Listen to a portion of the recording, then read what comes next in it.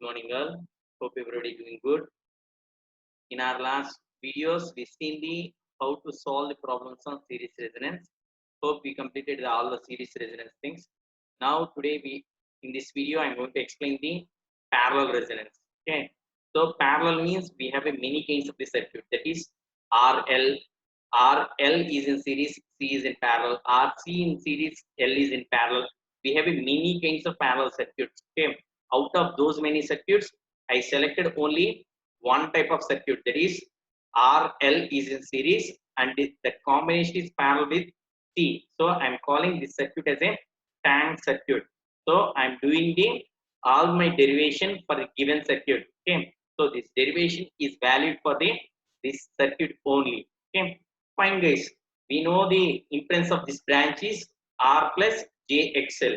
Okay. The impedance of this branch is minus JXC. Okay. So this is the impedance Z1. I am terming it as a Z1 and I am terming minus JXC as a Z2.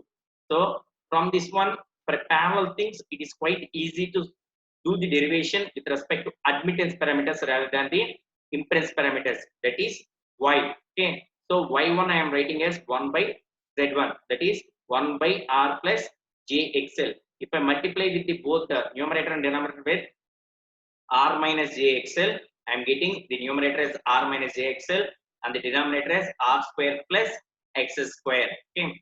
Similarly for Z2, the value of Z2 is minus JXC. Okay. If I am taking J into numerator, this will convert into as a positive J by XC. Okay. So if the two admittances are in parallel, the formula for the total admittance is Y1 plus Y2. Okay. So the value of Y1 is R minus JXL by R square plus X square. This is Y1 and Y2 is plus J by XC. I am dividing this equation. With real and imaginary parts.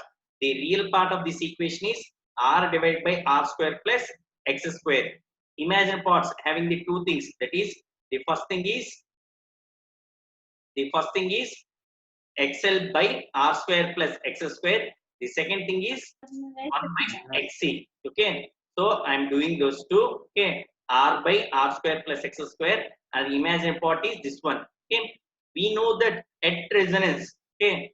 At resonance, the imaginary part is equals to 0. Okay. At resonance, the imaginary part is equals to 0. Okay. At resonance, the imaginary part is equals to 0. I am equating to 0 so that the value of this one is XL by R square plus X square is equals to 1 by XC. If I cross multiply, XL into XC is equals to R square plus X square. I am naming this equation as 1. We know the values of XL and XC. XL equals to omega naught L, XC equals to 1 by omega naught C. I am substituting those values. If I substitute those values, in the first case, omega naught gets cancelled, so that in the RHS, in the LHS, we get L by C. In the RHS, we get R square plus omega naught square L square. Okay. So if I write omega naught L square in one side, another side will become L by C minus R square. Okay. So if I make omega naught square only, so I'm sending L square to RHS side. So L by L square C minus R square by L square. For first term, L and square will get cancelled. So in the first term, 1 by LC. In the second term, R square by L square.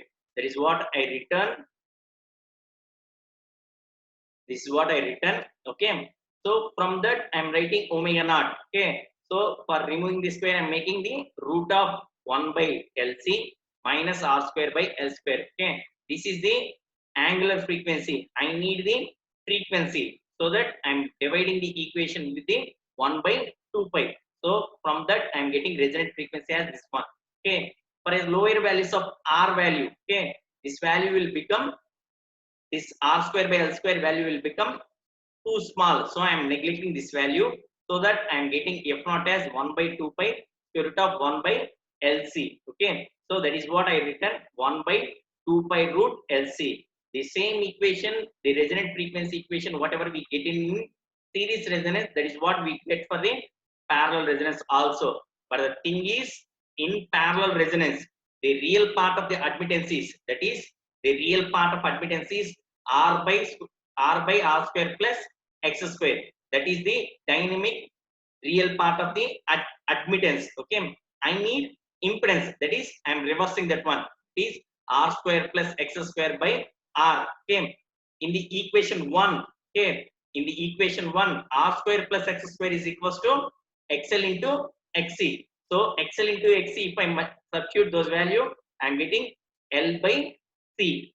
XL into XC, I am substituting omega naught and 1 by omega naught C. If I substitute both, the value will give as XL into XC as L by C. Okay, that is what I am doing over here. Okay, so XL R square plus X square, in the place of R square plus X square, I am replacing with XL XC.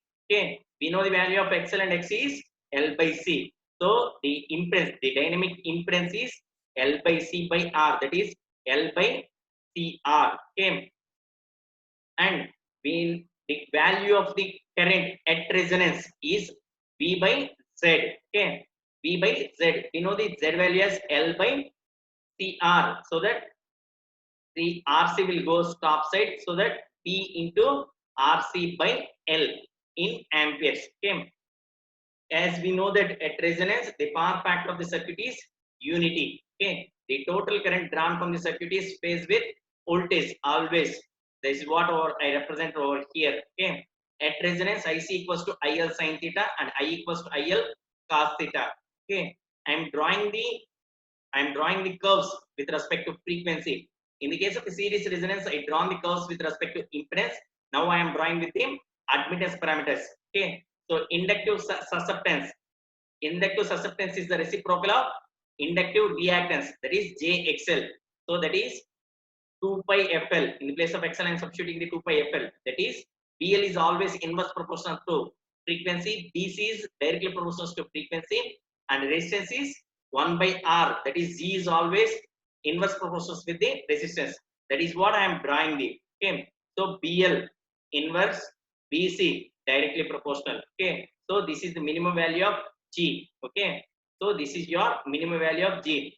And this is the point where BL equals to BC. Okay, that is this is the resonant point. Okay, fine. In the case of a series resonance, we set the terms, that is, if the supply frequency is lesser than the resonant frequency, we said that the capacitive nature for series. It is quite opposite for parallel. That is, if the supply frequency is lesser than the supply resonant frequency, the nature of the circuit is inductive. That is, power factor is lagging. If it is equal, pure resistive, that is, power factor is unity. If it is greater than, the nature of the circuit is capacitive and power factor is leading. I am drawing the same diagram. Okay, but the thing is, if it is lesser, inductive in nature. Okay, if it is greater, capacitive in nature. Okay, next I am deriving the another formula for the quality factor. We know the definition of the quality factor, that is voltage across capacitor or voltage across resistor by voltage across resistor. Okay, or else we can write the quality factor definition as current flowing through inductor or capacitor to current at resonance, that is current flowing through resistor. That is what I represented. Okay, I am writing quality factor definition with respect to currents in the case of a parallel resonance, that is IC naught by I naught. Okay, so IC naught, that is voltage by XC naught. Okay, I naught, that is current at resonance. We made the derivation. Current at resonance is VCR by L. I am substituting that one. VCR by L. VB gets cancelled. 1 by XC naught by CR by L. We know that XC naught equals to 1 by omega naught C. So 1 by omega naught C will become in the numerator omega naught C. Okay. So if I take L over here means, so CC gets cancelled. So L I am taking to numerator.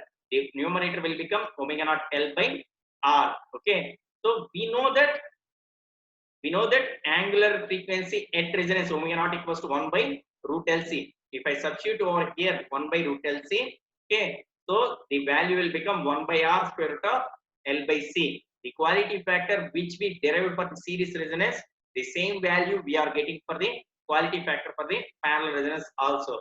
Okay. Thank you guys. Hope you understood. Okay. Be safe. Have a nice day.